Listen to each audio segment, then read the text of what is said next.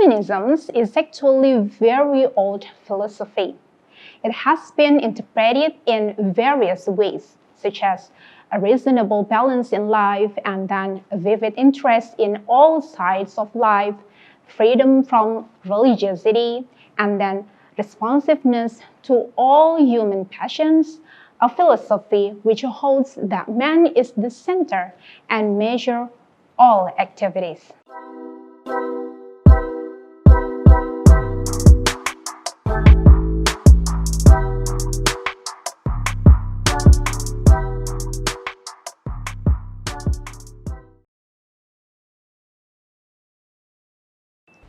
Assalamualaikum warahmatullahi wabarakatuh.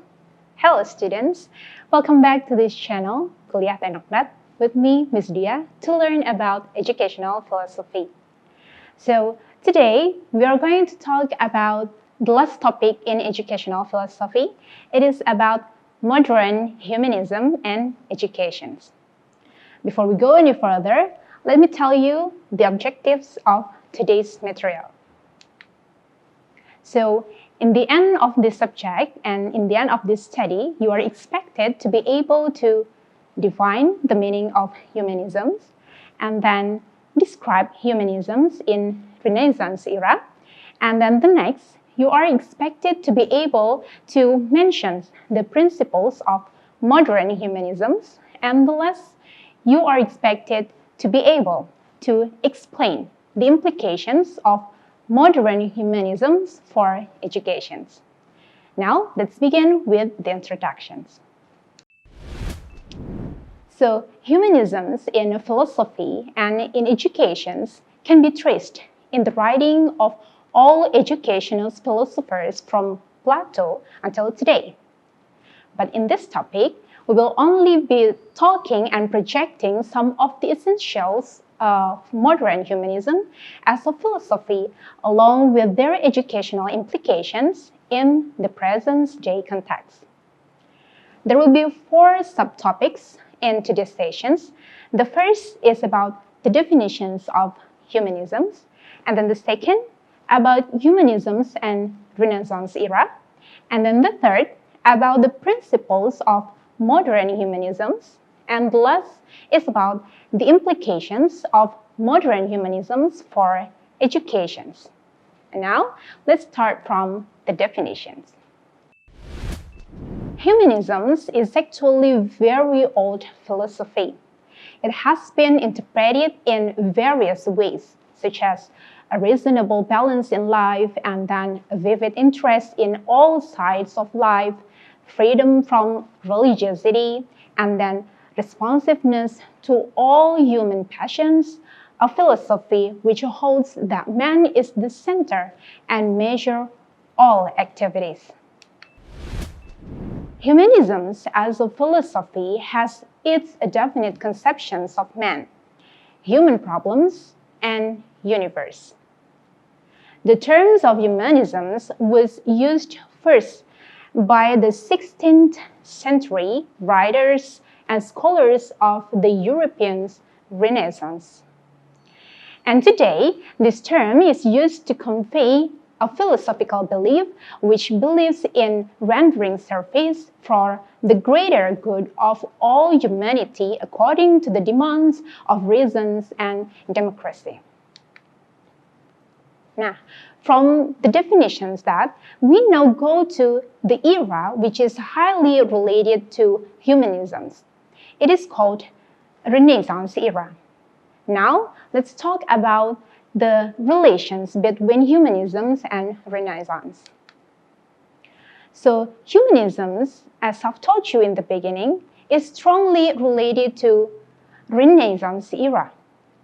During this era, humanism played a major role in education. So there are a lot of practitioners of humanism during this era believed that human beings could be dramatically changed by education.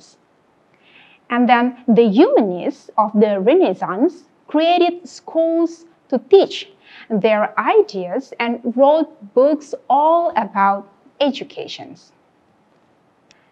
And then humanists sought to create a society able to speak and also write with fluency and clarity. It was capable of engaging in the civic life of their communities and persuading others to noble and wise actions. This was to be accomplished through the study of the humanities. There are several studies in this era, such as grammar, and then also the rhetoric, history, poetry, and moral philosophy. During this era, the humanists believed that it was important to go beyond to the afterlife with a perfect mind and also body, which could be attained with educations. And then the purpose of humanism in Renaissance era was to create a universal man whose person combined intellectual and physical excellence and who was capable of functioning honorably in virtually any situations. Education in the Renaissance era was mainly composed of ancient literature and history, as it was thought that the classics provided moral instructions and an intensive understanding of human behavior. The educational curriculum of humanism spread throughout Europe during the 16th century, as I've told you before. And it became the educational foundation for the schooling of European elites and then the functionaries of political administrations and then the clergy of the various legally recognized churches and then the learned professionals of law and medicines.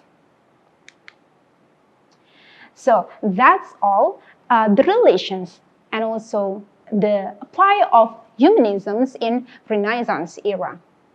After you know about the definitions and also the relations between humanisms and also the era of Renaissance, now let's talk about the principles of modern humanisms. So what are they? Let's find out. The first principles of modern humanism is that humanism does not believe in supernaturalisms.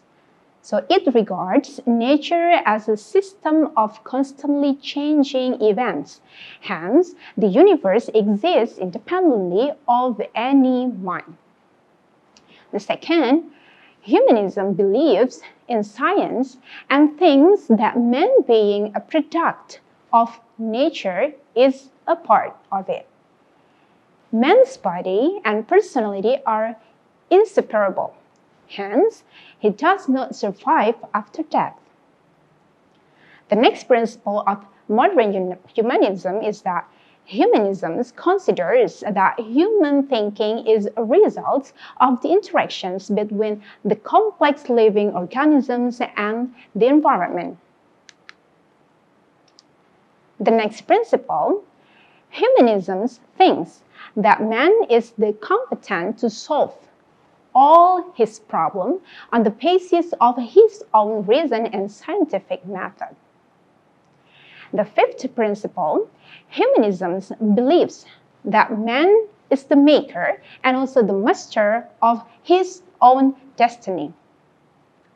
The next principle is humanism thinks that man's happiness lies in this world.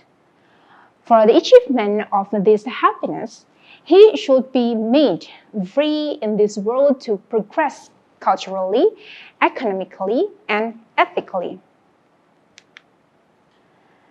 The seventh principle, humanism wants to make man free to have the highest aesthetic experience of art and beauty. And then the last principle is humanism stands for national and international democracy in order to establishing an everlasting peace in the world. So that's the principles of modern humanism. So we have talked about the definitions and also the relations of humanisms and Renaissance era. And then we also talked about the principle of humanisms and how humanisms applied in education in Renaissance era. So now let's talk about the implications of modern humanism for education itself.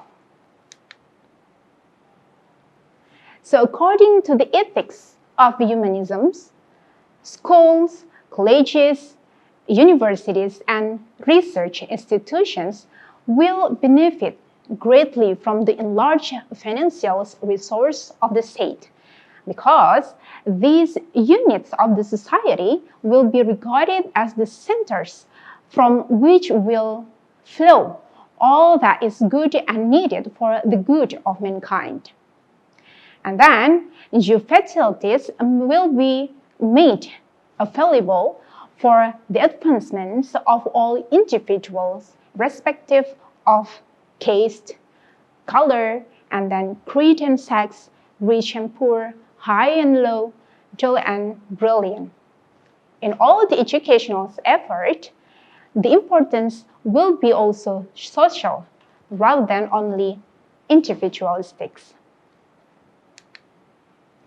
The next implications is that from those what I've already mentioned before, this will imply more emphasis on the study of social studies such as sociology and then politics and economics.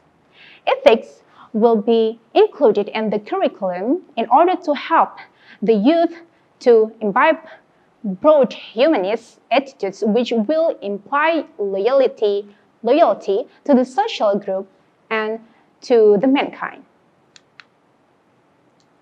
The teaching of science and scientific method will be greatly emphasized, and then the students will also be taught to learn how to think rather than to memorize individual facts. There will be no oppositions between science and also the humanities. Both will receive due attention without excluding any. And then, in the humanist educational program, an attempt will be made to spread a fundamental awareness of literature and also art, so that they may be able to appreciate and assimilate the good and the beautiful of life.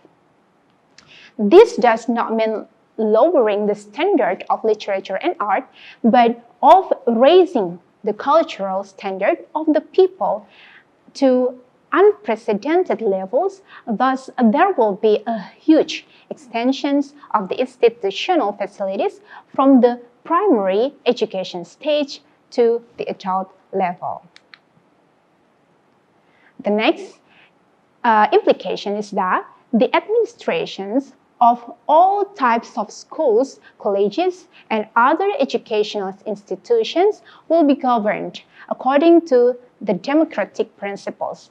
There will be academic freedom to all. And teachers and also students will be free to establish and also to join the organizations of their choice. And there will be freedom of thought in all educational institutions. In the literary, artistic, and intellectual fields, no undue pressure and penalties. And then fears and conventions will be imposed because they are likely to hurt or kill freedom of thought, opinion, and also creations. So that's the implications of modern humanisms for education. Now we have reached the end of today's sessions. Let me summarize our materials for today.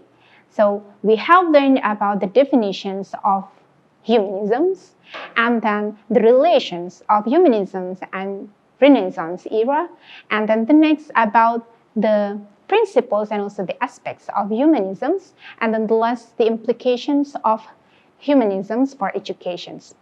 So once again, humanisms is a very old philosophy, humanism is highly or strongly related with the Renaissance era, and then humanists believed to have a good life and afterlife that should be attained by the involvement of education.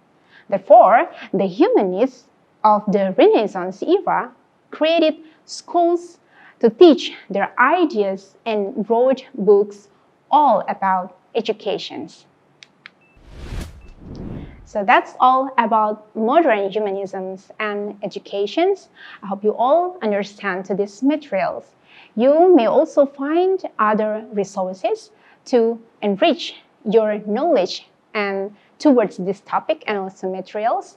Do not forget to subscribe this channel, Kuliah Teknokrat, to stay updated with the materials from your favorite lecturers. Thank you so much. See you again on the next meeting. Wassalamualaikum warahmatullahi wabarakatuh.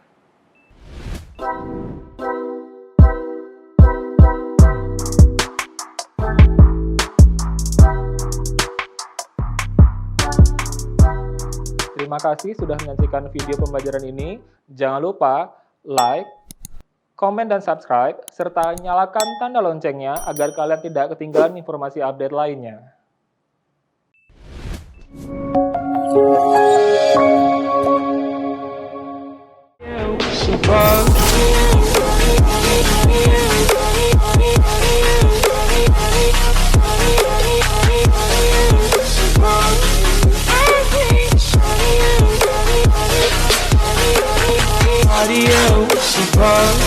I hate body, body, body, body.